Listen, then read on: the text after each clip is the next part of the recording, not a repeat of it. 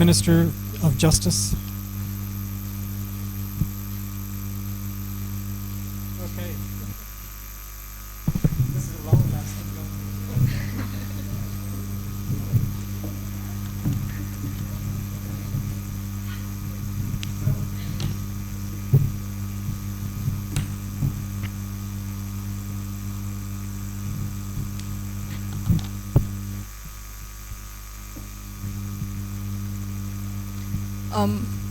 The reason we introduced this bill today is because we recognize that guardianship has its flaws.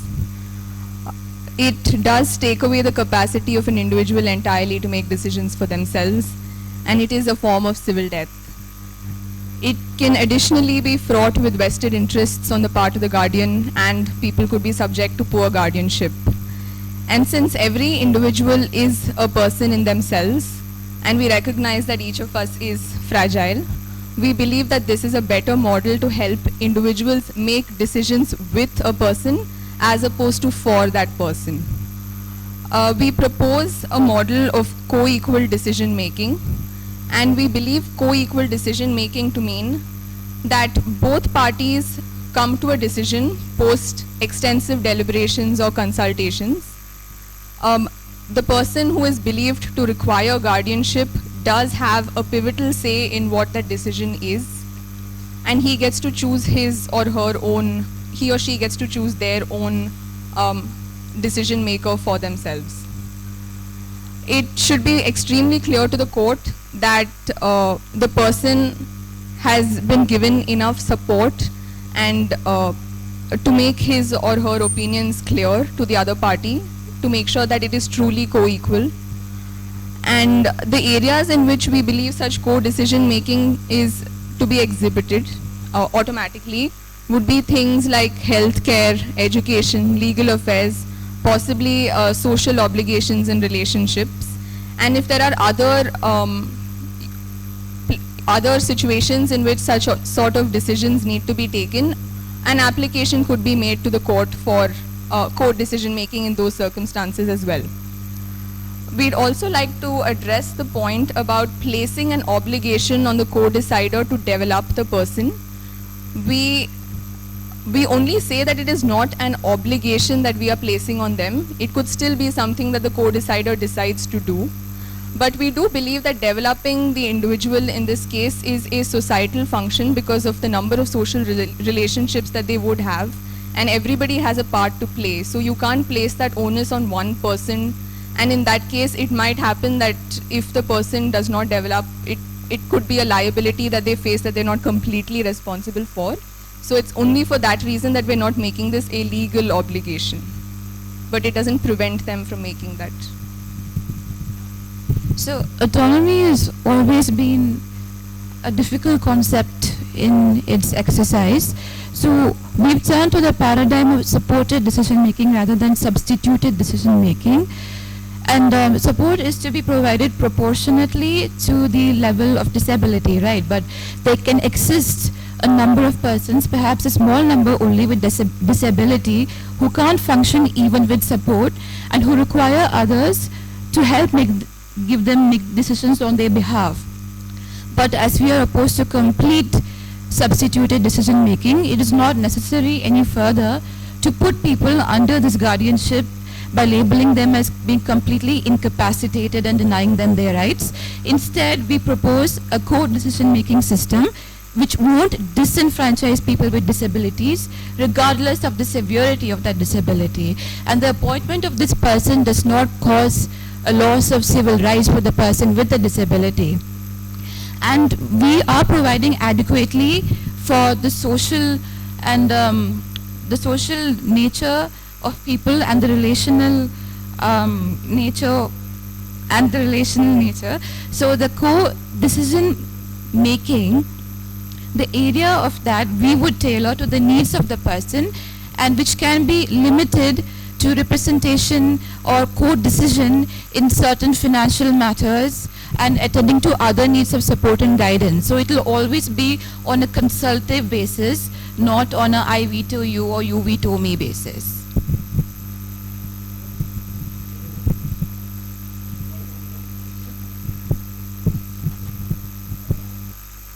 who is the shadow minister for justice? This is very stable conscious. At the outset, we would like to welcome the government's decision to do away with the concept of guardianship and the whole business of substituted decision making. But our core concern about this bill stems from the fact that we do not think that this bill does enough. So, I think the debate somewhere ties down to the debate about full moral personhood and the lesser moral personhood of persons with intellectual disabilities. So if we are coming from a standpoint that persons with intellectual disabilities should also be seen to have full moral personhood, if we believe that they have full moral personhood, what this bill is in fact doing is taking them out of, say, zero personhood, but is clothing them with a lesser level of personhood, because at this, like, this concepts like co-equality sounds very attractive at first sight, but the problem is here, since the life of the person who is disabled itself is involved, there is no reason why there should be co-equality in decision making, and we will demonstrate it by showing that the point about aim of what is the aim of having such a co-decider. So what it seems to us that this is bringing in guardianship through a very backdoor, it is giving a very backdoor entry to the whole concept of guardianship. So to give an concrete example, so if the bill says that anybody who qualifies for guardianship or has been a guardian before basically can be placed in a co-decision making arrangement. So in real life, if a person has been placed as a guardian over as a person with intellectual disability, the guardian exercises a lot of authority, has a lot of real power over the disabled person, and suddenly, just because the law designates the guardian as co-decision maker, do you think that will really change this power dynamics between the two people? The so-called co-decision maker will still exercise undue influence, will still exercise a lot of will exercise a lot of power over the decision making even of the disabled person. Also, one other key fault that we believe is in this bill is it does not address the case of what happens if they do not agree. So if the person with intellectual disability wants to take a particular decision and the co-decision maker wants to take a very contrary decision, how do you resolve this conflict? So by designating both co-equal decision makers, the problem is the inherent bias in law towards rationality will play out. In fact, what the Minister of Justice said about extensive deliberation and consultation, that in itself presupposes a standard of rationality and cognitive ability that we are trying to move away from. So if we say that in case of a conflict, the law will always end up prevailing in the side of the so-called rational, intellectually capable, cognitive decision maker, and that so-called rational decision maker not even necessarily could have been an irresponsible adult. Not all rational person, as we discussed yesterday with the World Bank report, all our thinking is not rational. We are also led by social thinking and automatic thinking. In this bill seems to ascribe some sort of bringing in concepts of rationality through backdoor by using the concept of co-equal decision maker, which we have a fundamental problem with. The other point that we want to raise, that the section 2, the second part of the section 2, which says that government rejects the idea that co-decider is to develop capacity, we believe that that in fact he needs to be the whole point of having a person as of a support system. That we are moving, if we are moving away from substituted decision making to quote the government, a supported decision making model, then at the end the decision should be of the person whose life is being affected, and not the co-decider. So the co-decider should at best act as a support mechanism, should help create support mechanism and build capacities. The point which government raised, that it is a social obligation upon the society at large, and the obligation, placing this entire obligation on co-deciders too onerous. We believe that's flawed, because if a person is so interested in the well-being of the disabled person as to apply to a court for being designated as a co-decider, the person should also have a moral and as well as a legal responsibility to develop the capacities of this person, to be to enable that person to make decisions for himself oneself. So to clarify our position, what we want, lest we be accused of mindlessly opposing everything, what we are trying to say, that we are not opposed to some sort of a supported decision making. What we have a problem to is that this supported decision maker, the co-decider, being ascribed co-equal status with the person whose life is being affected.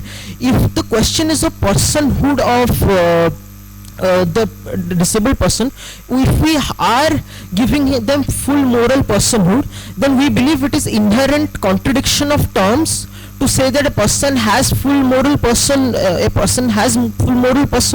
but still they cannot they have to get votes from other people to decide make decisions about their own life.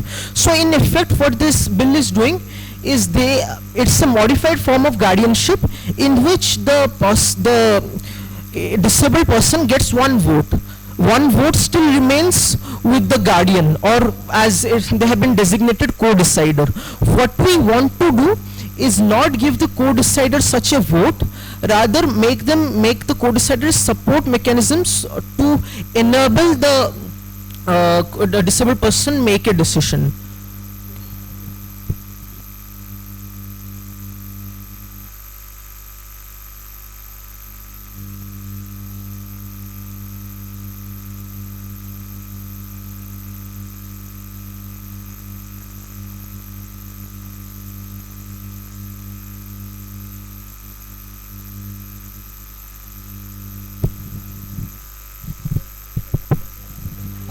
No,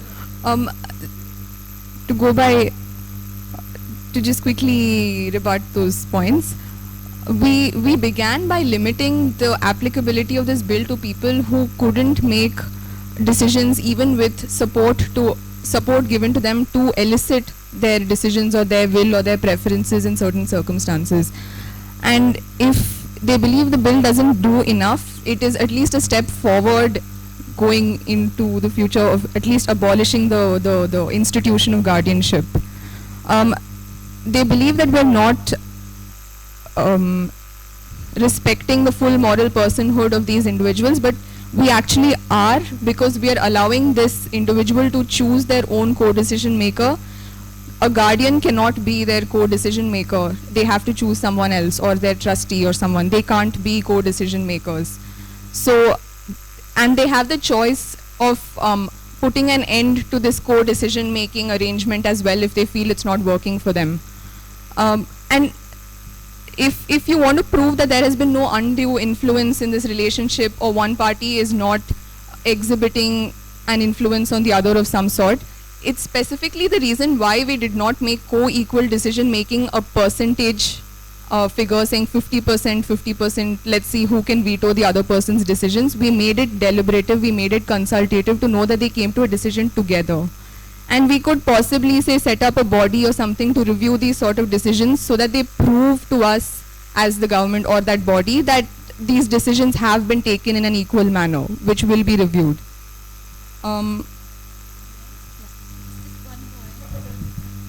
So we've limited it to the small number of people who can't function without some support, right? So these people did qualify for guardianship, it's true, but as we are quite enlightened now, we've decided to put in co-equal decision making so the voice of the person isn't stifled or trapped. If they need the support, we're giving it to them. We're simply removing the power of attorney laws that would vest in a guardian so they can't make decisions on their own, so that legal right is taken away. And it's true that a guardian or this person could exercise a lot of power, but we've given you the legal change. How it flows practically may be different even if it was a support paradigm. There are always people who will take advantage. So it hinges on you now to follow the law, not the government to walk behind you and beg. I'm hoping the opposition isn't baying for extra parliamentary time. No? Great. It isn't often that we get a judge to come into Parliament and pronounce on the merits of the government and the opposition's arguments, but Judge Danda, would you like to do that? I also, like, just as it's not customary for having judges into Parliament, it's not even customary for judges to talk in terms of their own political predilections. So you have a judge there who's kind of like, would have huge problems with this legislation, and especially the attribution that it is coming by reason of the judge's writings. So the only, I would sort of like, I suppose, pronounce it more in terms of the legislation itself. And I would say that what the government did was the smart act of introducing provisions which are not there in the way in which you made your presentation, because, and that in itself was demonstrative of what is problematic with the legislation. The fact that you said, it's nowhere written there that it's saying by order of court. It is not saying that the person with disability gets to choose the co-decision maker. You are saying consultative, participative, you've sort of like these, these are things that you have yourself brought in there. The only point, I thought it was an interesting point that you made, that you were not going to put the entire burden on the co-decision maker, and it is important that if you are going to come up with this building of capacity or capability of the person with disability should be a community exercise and should not be put as this thing. I thought it was an interesting, that particular interpretation that you put forth. The only point I would want you to think about is, because it says that the government rejects the idea, but it doesn't say that the government is in effect saying that we are going to do other things. And from that standpoint, what comes in from the other side when they say it's guardianship from the back door becomes like, is something which you've not really squarely met. Like I said, it's a smart exercise of legal articulation, but I do not think that, and it's smart to the extent of that you're conceding to a certain body of amendments which makes it more palatable as a bill. But the other aspect of, in a legislation, if the explicit obligation of creating community support has not been put there, but you have said that the co-decision maker is not obligated, then in effect this becomes like a perpetual sort of an arrangement, and I think that is for me the bigger difficulty. On your side, I somewhere felt that, you did not pick them up on the claims they made. You didn't ask them that, all right, if you are saying it, are you introducing an amendment? Are you going to explicitly put there? So if you are having a debate between Parliament and government is making claims which the text of the legislation is not saying, then you should have insisted that, are you conceding to it? Because it then means that you are kind of at least protecting the person with disability in a manner. Also the fact of picking up their own argument that we don't want to put the burden on the co-decision maker alone, to say, okay, then are you going to expect these other sort of obligations? I felt that you kind of, from the standpoint of argumentation, I felt that you got, you felt we've got the stronger side and the judge is on our side.